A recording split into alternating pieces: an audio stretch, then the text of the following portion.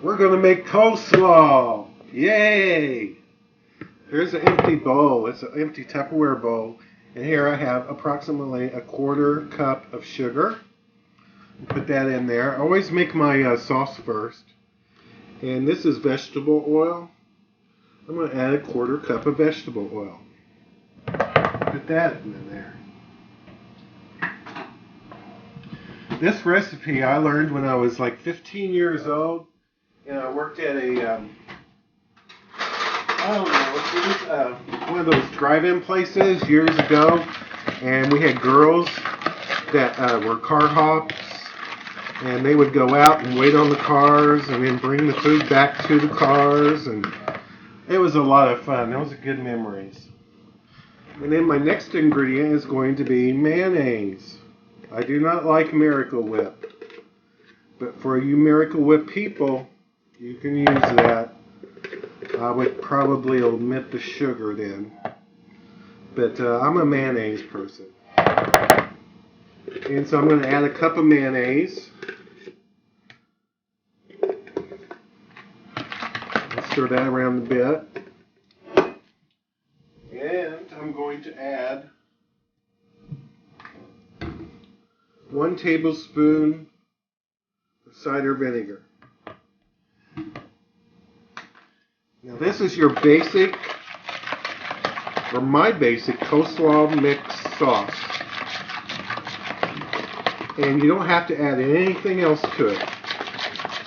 But sometimes I like mine a little spicy, so you can change it up a little bit. So this is the master base. The master sauce recipe. You don't have to add anything else.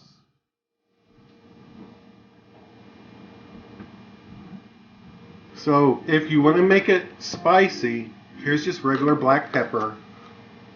And add a half a teaspoon. Then you have to add a quarter teaspoon of cayenne pepper. And this is actually 1/8 of a teaspoon. I guess my quarter teaspoon is dirty in the dishwasher. So I add 2/8. So anyway, don't ever tell anybody that you put cayenne pepper in there. They'll never know unless you tell them. Don't tell them. Because if you're going to add pepper in there, then you need to add cayenne pepper. Those two go together very well. Then I'm going to add 1 tablespoon of just regular old yellow mustard. You can use Dijon if you want. But for just regular old coleslaw, plain old hot dog mustard is fine. And mix that up. So now it's starting to look like that. And especially when you add the pepper in there, you want to add the sugar, like I did at the start, because that balances everything out. Okay, next for the cabbage. Here I have 1 carrot that I peeled, and some cabbage. And I'm going to take the carrot and go like that. I have the carrot grated, so I'm going to put this in the bowl. And you know, if you're just making this for yourself, you don't need to put the carrot in there. You might want to put carrot in there if you are having somebody over, having company, and it makes the slaw look so much prettier. You know, pretty like you all.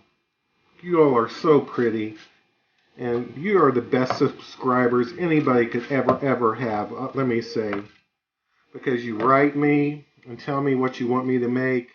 And it may take me forever to do it, but then after like 3 of you say, I want coleslaw, I'll do it. You know, I was going to do coleslaw anyway, but I just kept putting it off. Okay, is it still recording? So I'm going to mix that in there. And here is 1 head of cabbage. It's not a huge head, it's not a tiny head, it's just an average size head of cabbage. And I'm just going to use half of it, because I'm not going to make a whole bunch of coleslaw. So all that sauce that we made is just really for 1/2 head of cabbage. And the way I cut it up, If I was going to make a bunch, I would use my food processor. But I'm only going to make a half a head of cabbage. So I just slice it. Like, I don't slice it long ways like that. I slice it this way. And take away any kind of leaves that look a little yucky. Like that one. And I actually like the green in there. And just slice it pretty much as thin as you can. You know, don't worry about it too badly. Then after you slice it, which I haven't finished, but then I kind of go through it this way. And slice those long things, the long shreds, and slice those up some.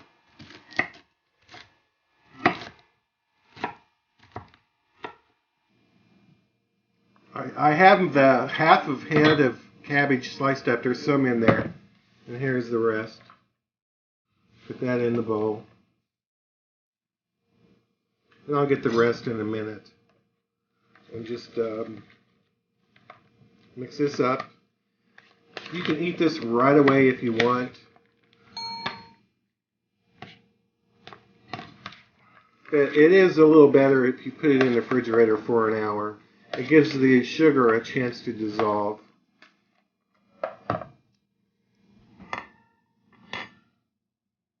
Here's a pork chop that is kind of an experiment I'm working on. Experiment in cooking for you guys. And coleslaw. I also have some potatoes, but I'll get those later. Anyway, when you taste the coleslaw, it's very good. I really like it. It's sweet. It's tangy. It's leaves a taste in your mouth like, what is that? And that's the very mild taste of the cayenne pepper. Very nice ingredient in there. So anyway, thanks so much for watching.